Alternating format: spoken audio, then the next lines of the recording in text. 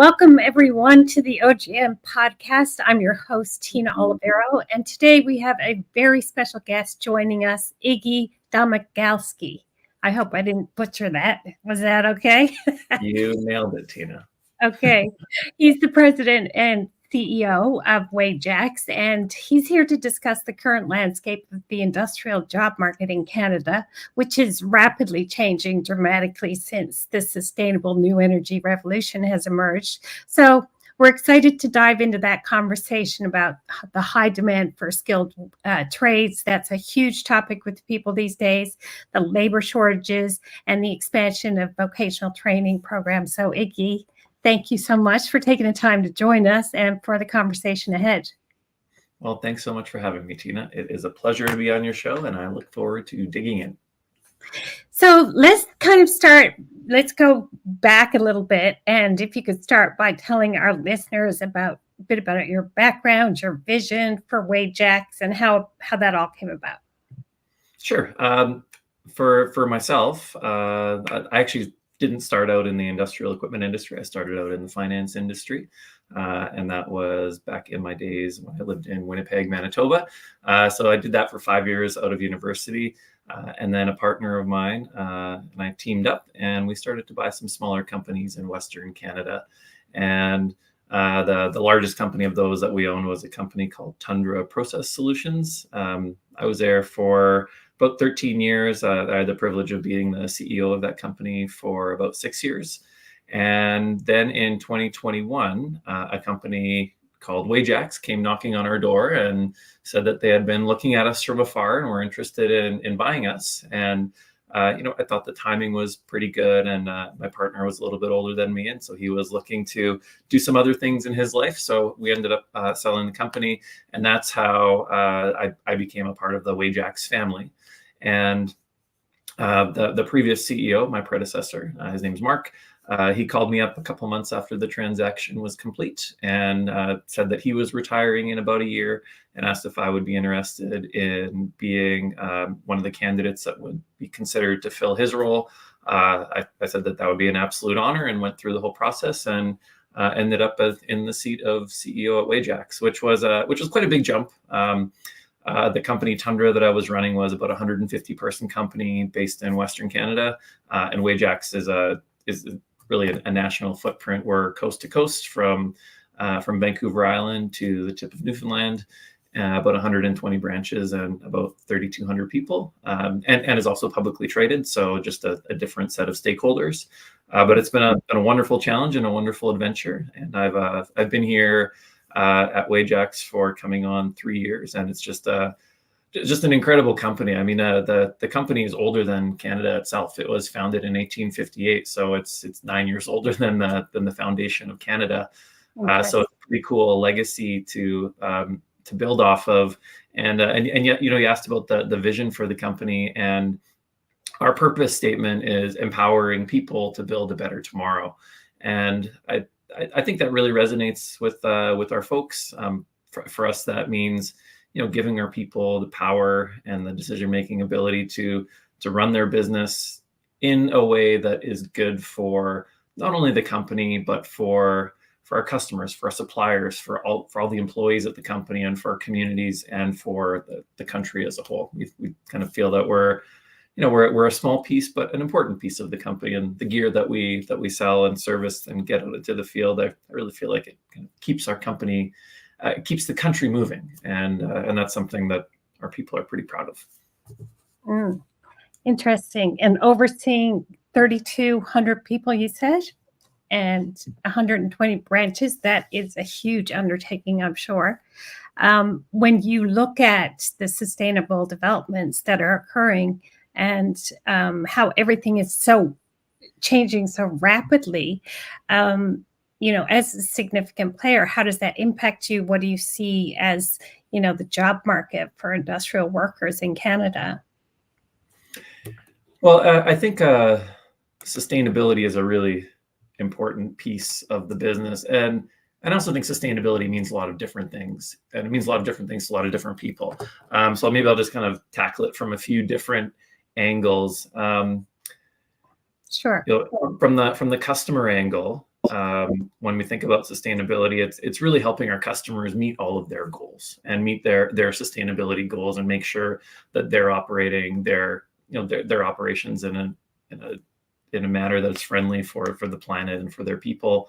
That's something that we can really help with. I mean, the good majority of our customers are resource-based customers, so oil and gas, mining, forestry, metals, and so the equipment that we provide and the services that we provide help them lower their carbon footprint. And so that's something that we're particularly proud of internally. For 3 years we've been publishing a sustainability report on all the things that we do to make our communities and the world a little bit better. And those are things that we're also very proud of. I think it makes our people proud of just all the things that we do out there, and it's nice to have a report that kind of reminds people what it is that we do. And I think our workers and all workers are really starting to tune into that's an important piece of the puzzle. Everyone needs to earn a living, but people have choice. And I think all things equal, if you can work at a company that you believe is doing good things for the world and for the planet and for communities, I think people will choose those places. And especially when we look at people whose roles are really in high demand, and for us, that is skilled technicians. They do have a choice. And if somebody at our company or a company that looks like ours, if they quit at 8 a.m. on any given day, there's a very good chance that they will be employed again by lunchtime. It's a competitive job market out there. And if there is a skilled technician, they can get a job immediately because their skills are so transferable.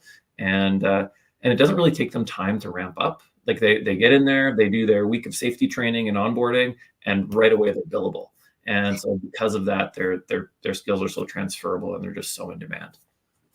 Interesting. Just going back to your sustainability report there for a second.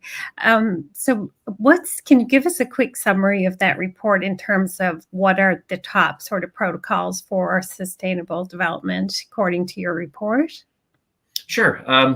For us, a lot of it is just measuring the main metrics that you would see in a sustainability report. So for us, it is a little bit about water usage. It's about energy usage. So how much natural gas is used in all of our facilities. We've got these 120 branches. How much fuel we're using to power all our vehicles that are out there. We've got hundreds of vehicles around the country, and just how much energy is used in our whole operation and what our footprint looks like. And so we've got some targets. We'd like to reduce from a baseline of a few years ago. We wanted to reduce our energy consumption by 10% by next year, and then by 25% by 2030, and we're on track to do that. So those would kind of be the main environmental ones, is just how much energy we use in our operation. And then we also, where we can, we like to track how much we help our customers and also what our suppliers are doing upstream of us.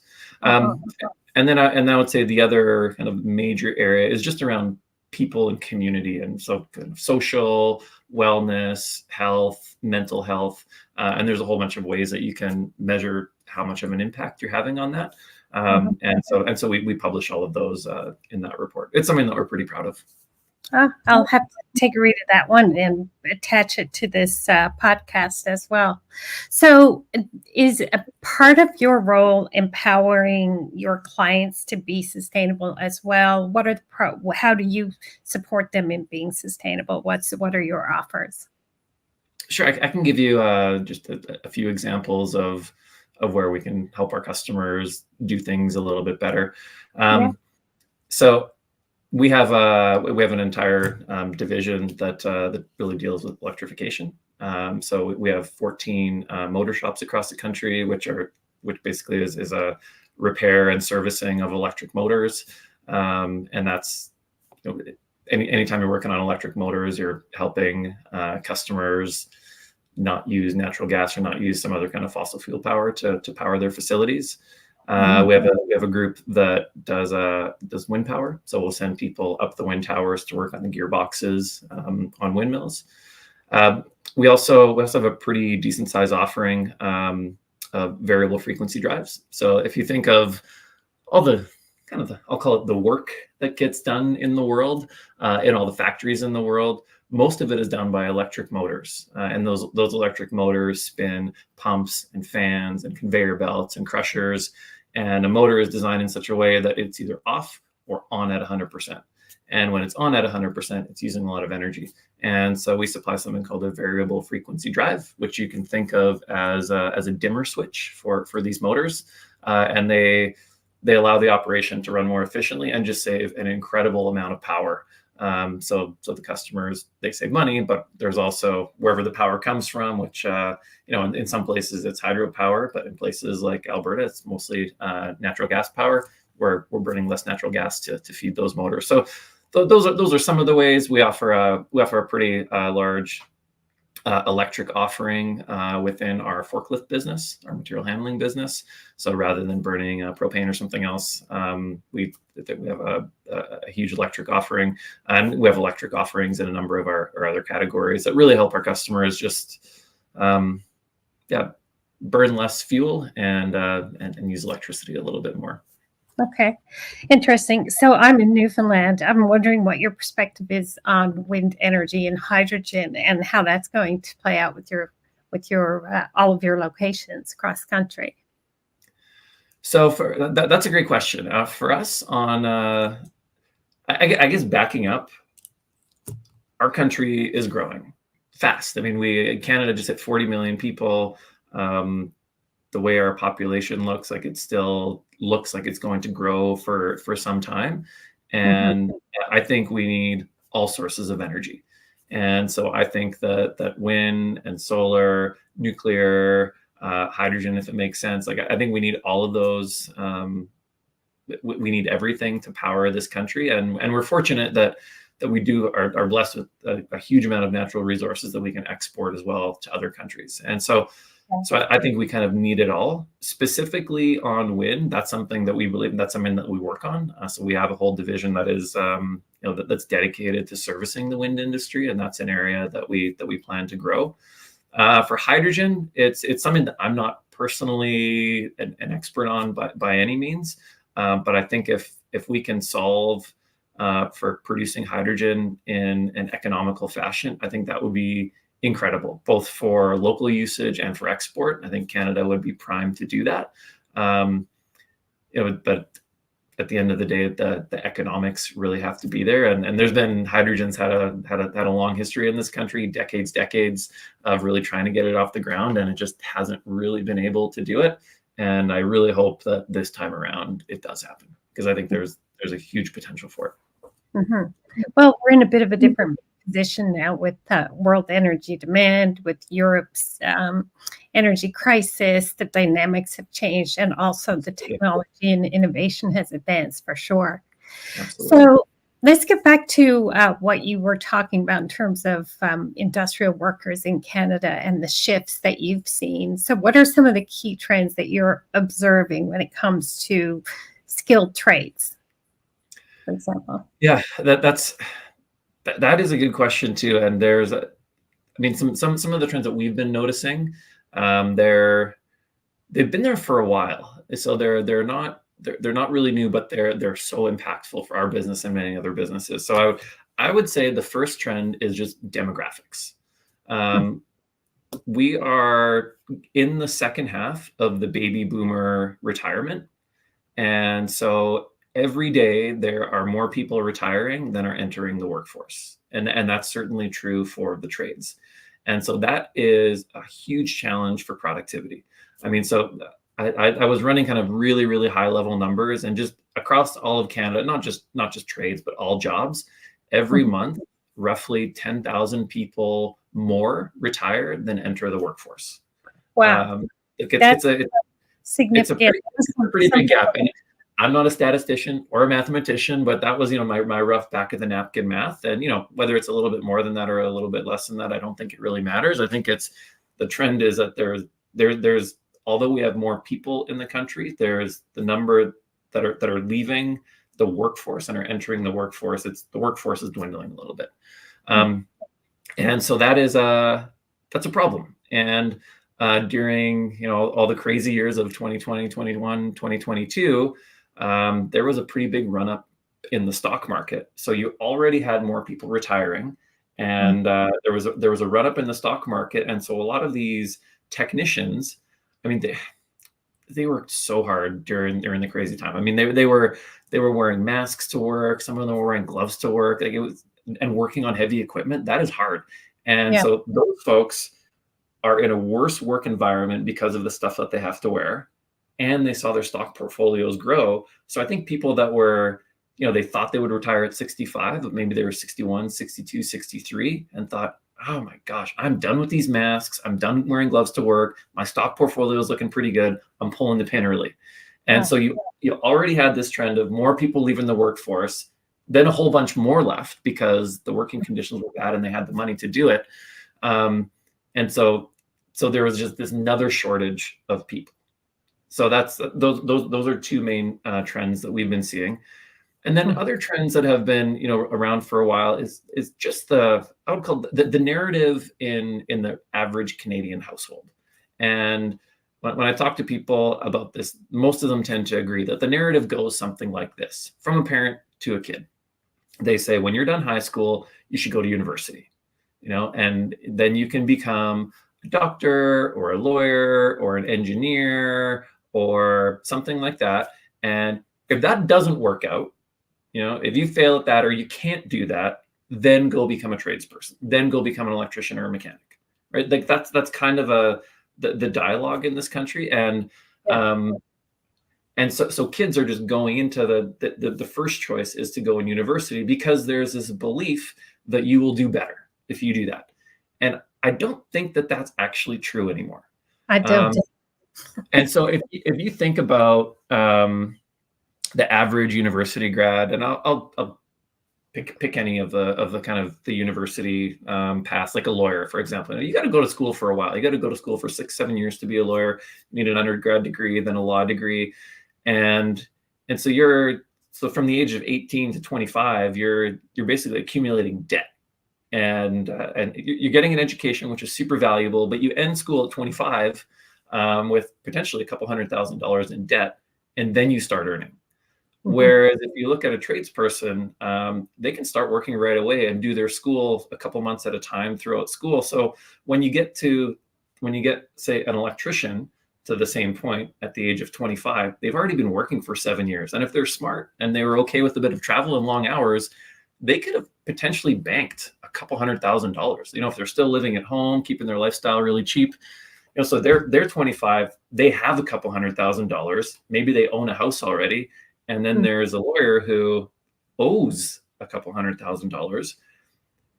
That lawyer, even though they might earn more money, they may never catch up in terms of net worth at retirement because there's that whole time value of money and compounding interest and all of that. So it's unfortunate that the narrative is still go be a lawyer because you'll do better, because I don't think that's true anymore. I think if you go into the skilled trades, you can actually end up in a better financial position with a role that gives you more freedom. Like most business people, you can't just say, I'm going to take off for 3 months and go to Costa Rica and then come back and have your job right away. It just doesn't work that way. Whereas if you're a tradesperson, you can.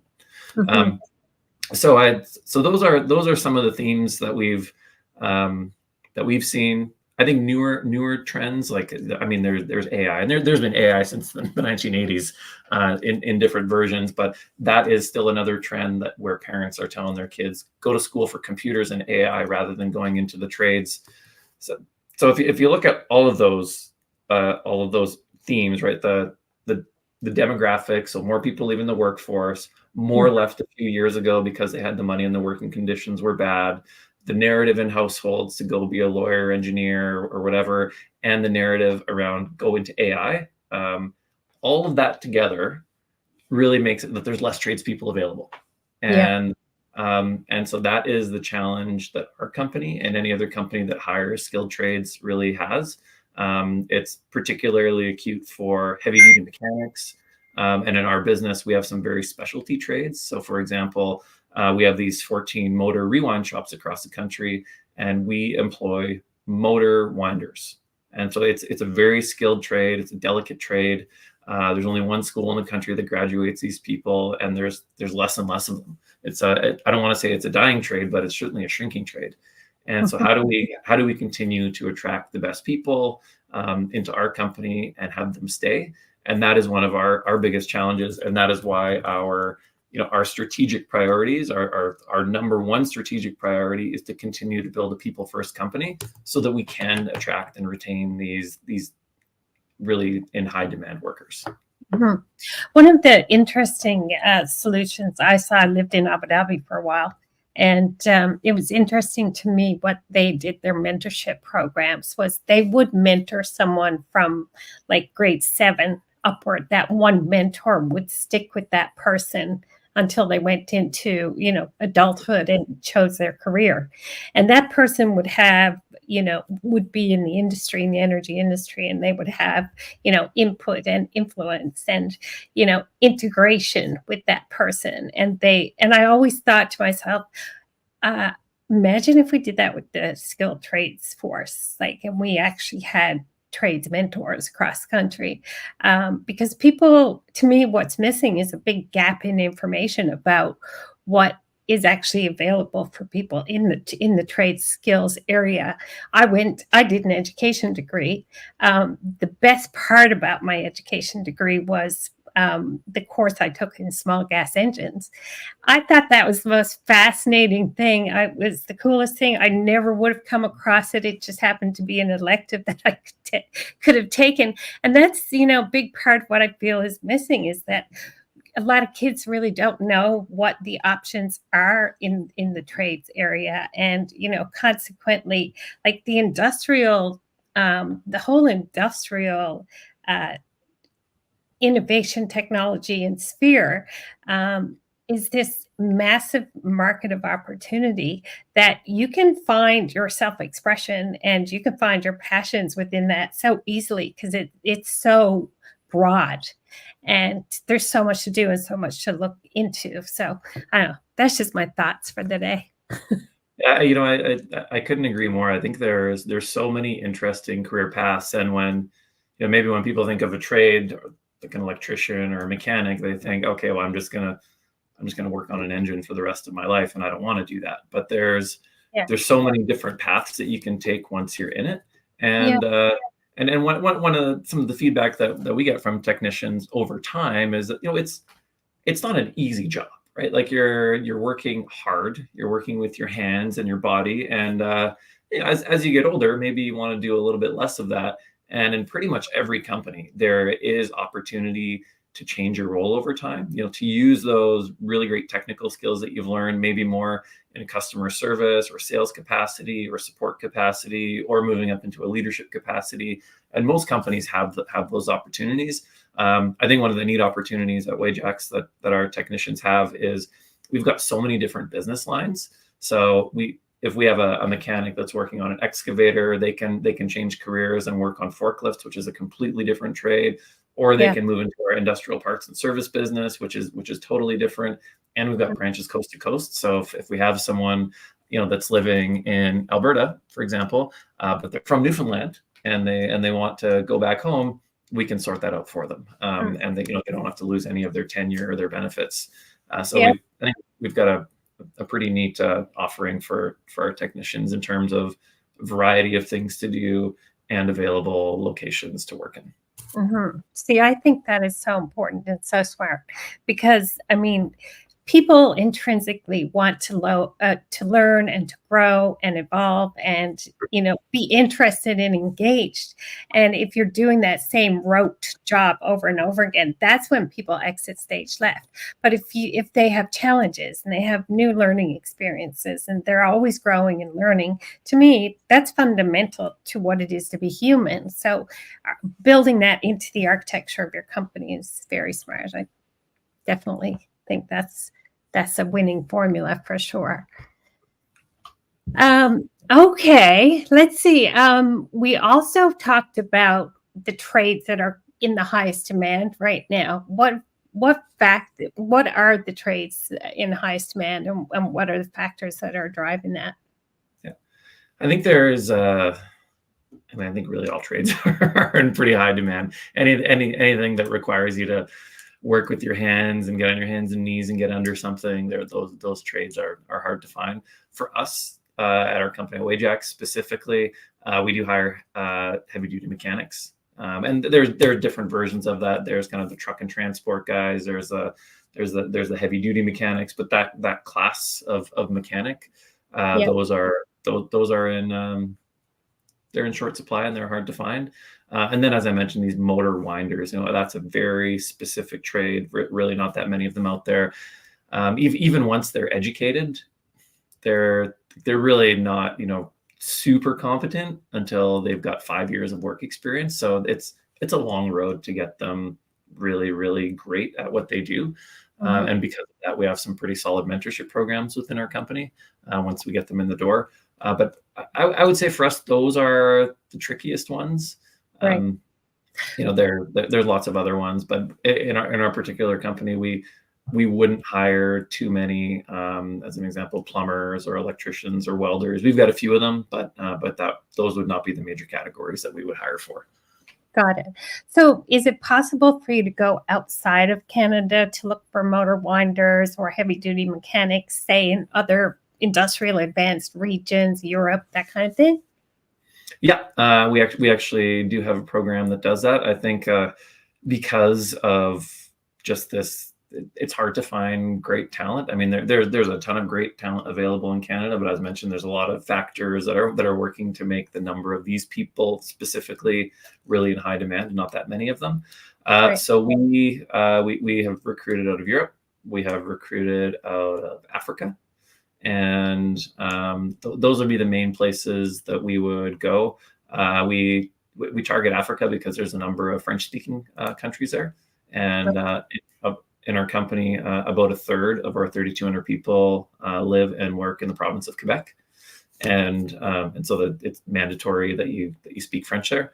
So we will recruit from French-speaking countries and bring them here. France as well. That's a pretty important piece for us. So there's and that's not easy either. I mean, bringing people in from overseas it costs money. I mean, there's a bunch of legal requirements, and it takes about a year and lots of money to get a person over, and then that's the first challenge. And then once they're here, it's kind of hard too. Like you really have to. There isn't just onboarding them into your company. As a company, you really need to onboard them to Canada. Yeah. Because I'll just give you an example. You bring somebody over from like Zambia or something, and they arrive in Canada. Sometimes they arrive alone. Sometimes they arrive with their family. Often, they wouldn't have too many other families that they would come with. And so, you get to February here, and it's -30, and that they've never seen snow, and they don't have their friends around. And so if you don't really onboard them properly, welcome to the country, make them feel like they're part of a community, they leave. So on our end, we actually do, when we recruit, we bring them in groups. So we'll bring 3 or 4 together. We'll help them immigrate into one city and work in one branch so that they can have a little bit of a community there, have a few friends, bring their families, and help them integrate into the larger community. Because if you don't do that, you've spent all this money and time, and a year later they just go home because it's just not working out. So that's the work onboarding is important, but the country onboarding is even more important. Yeah. That's so smart as well, because I think any company that actually builds communities is going to be sustainable in the long run. That community could be a foreign worker community. It could be some sober work camp community. It could be, community of people who are focused on, mind, body, spirit, health. It's just, there's so many variables that people fundamentally, we all as humans want to be a part of community, and it's fundamental to our success. So the smart companies of the future are going to build those communities into the architecture of their company. Absolutely. Yeah. Yeah, love this conversation. Cool. So, in terms of supporting and advancing workforce Canada overall, are we doing a good job, or in terms of like our training, our schools, or what could we be doing better here? I think Canada does a pretty good job. We've got a really, really great we've got great regular schools, kind of public schools, private schools, and then the post-secondary, I think, is really, really great. I just think about the city that I live in, which is Calgary. We've got incredible schools here. We've got a number of community colleges. We have the Southern Alberta Institute for Technology, or State Polytechnic, which, so if you want to get into any kind of a trade, you can go to that school, and it is a phenomenal place, and we do a lot of work with SAIT. If you're looking for more of the university style post-secondary, there's the University of Calgary and Mount Royal University that have pretty much everything that you can look at, and a lot of these places rank quite high on an international stage. So I think the schools are great. I think the part of the challenge is just the dialogue at home, and where parents are sending their kids, and what path they're sending their kids on. And I think maybe just not giving them the full scope of how great something in the trades can be. But I think overall the schooling and the education system that we have in Canada it's pretty great.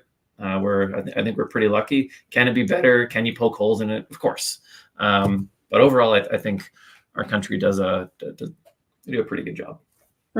So post-secondary, we're doing a good job. We just got to get back up the conversation into the schools and to ensure that students and parents and teachers understand those opportunities, and maybe that becomes part of the school education system from grade 7 onward, sort of thing. Absolutely. I mean, I know there's some other countries that at a fairly young age they'll put you on a different path if you're more trades inclined, and I think probably by grade 7, grade 8, you kind of know, that little Jimmy or Jane, they love taking things apart and building things, and they really love working with their hands.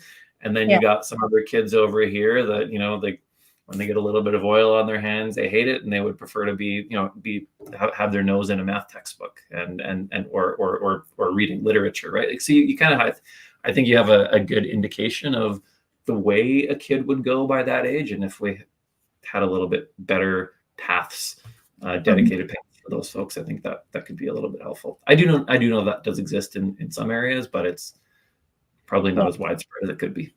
It's such a powerful conversation to have, because there's so many kids dropping out of school. It's like we're trying to fit all these kids into this box of education. Yeah, absolutely.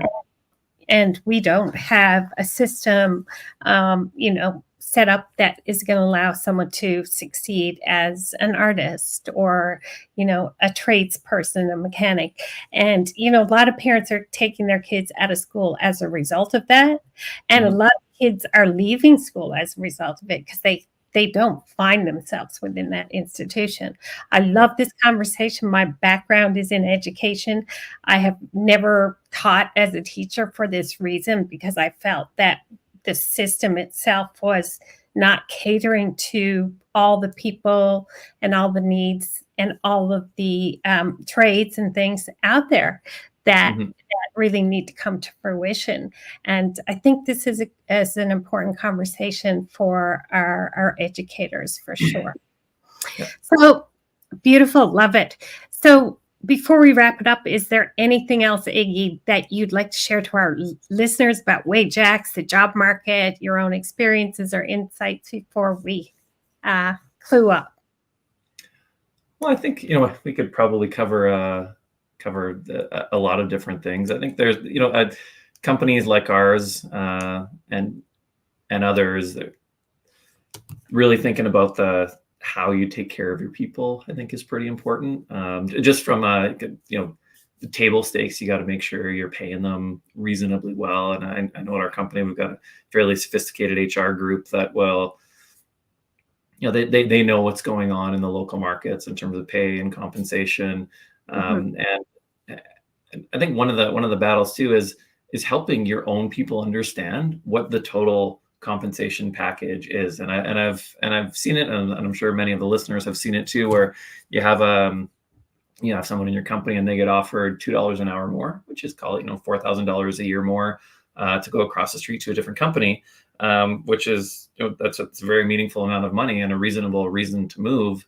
But there's the whole compensation package. We offer a pension, we offer 100% paid company benefits, and there's really understanding exactly what the overtime policies are and the overtime availability and the various allowances for your safety gear, and how does it work with your vehicle? Can you take it home? Can you not? And really understanding kind of the whole package. So, we built a tool that allows our managers to really explain to our folks what the total compensation package is, which seems like such a basic thing, but often people don't fully understand that, and just give them the tools to be able to make an informed decision if they are choosing to move. And so I would just think, if there's any listeners that are in the trades that are considering that, really understanding your full compensation package, both short-term and long-term, and all the other perks is pretty important. And that's one of the battles that we fight. And I guess one other thing that we talked about is, with this lack of really great tradespeople available, is where do you find them? And so we've started to, as we talked about, look in other countries. But one of the big things that we started to do is just, how do we target groups in this country that typically were not targeted to be in the trades? And so we sponsor a group called Jill of All Trades, which is a group that encourages women to get into the trades. And we have a conscious effort to hire more women into the trades. And it's, I think if you want to be a more diverse and inclusive employer, so we do it partially because of that. But the main reason we do it is because we found that women are amazing tradespeople. They're so conscientious, they're clean, they're hardworking, they're thoughtful, they're safe. And they're not typically targeted to go into the trade. So it's kind of a whole new group of people that we're really trying to bring in, and we've had some really great success with that. So we're going to continue to do that. Good for you. Jill of All Trades. I'll have to look that up. I'll probably have them have a chat on the show as well. And if I was going to do it all over again, and I was just looking at my career, knowing what I know now, I would be saying, I want to work for the company that, like you said, is making a difference from a sustainable contribution to the world. I care about the world we live in as one world. Is this an organization that I can work for where I'm going to grow and learn and continuously be challenged as a criteria? Is it healthy? Is it a sober facility? Like I love the idea of working in a sober facility. I feel safe there, as opposed to a lot of the illicit drug camps and things that we all know that's happening. We're in the middle of an illicit drug crisis. So I would like to know that company has like almost an ISO certification for health and well-being, mind, body, spirit. And then, as you say, the total compensation package, what does it encompass, and what does that mean for me long-term with things like pensions? So it sounds like you guys have really thought it through, and I can see why you're, expanding and have so many locations around the country and are doing so well. So hats off to you. Thanks, Tina. Really appreciate spending some time with you today. Thanks for having me on. Yeah, thanks so much for taking the time joining us. Love having your wisdom. Let us know if you'd like to be on the show again. We would love to have a chat as things progress. If you come up with new ideas and innovations when it comes to hiring and expansion, we're all ears. So thanks again. Thanks everyone for tuning in, joining in, listening to a conversation about Wajax and spending some time with Iggy, learning from him. I'm your host, Tina Olivero. Until next time with the OGM podcast, over and out.